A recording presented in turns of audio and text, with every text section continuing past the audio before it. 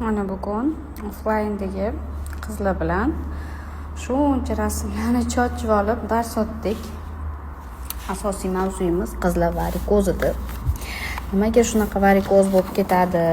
Varikoz nimadan bo'ladi deyishdi. Mana bu yerda ko'rayotgan bo'lsanglar, bu sog'lom tomir. Mana ikkita bo'lib kelyapti, bitta bo'lib kelib, ikkitaga bo'linyapti. Bu yerda ham xuddi shunaqa bitta va ikkita. Bunda ko'rayotgan bo'lsanglar, tomirlarda juda ham kengayish bor. Tomirlarda kengayib ketgan, bosim ortib ketgan, bu joyda esa qisilish bor. Buni qanaqa tushuntirsam bo'ladi? Hamma ariq, ko'chani yuzidagi ariqlarni biladi.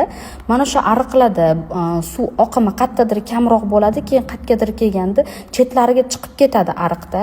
Bunda ham xuddi shunaqa. Ya'ni tomirdan chetlariga chiqish boshlaydi, tomir kengayish boshlaydi. Chunki bu yerda bosim ko'payib ketgan. Tepada nimadir siqiladi, tomir siqiladi va natijada bu kengayib ketib varikoz hosil qiladi.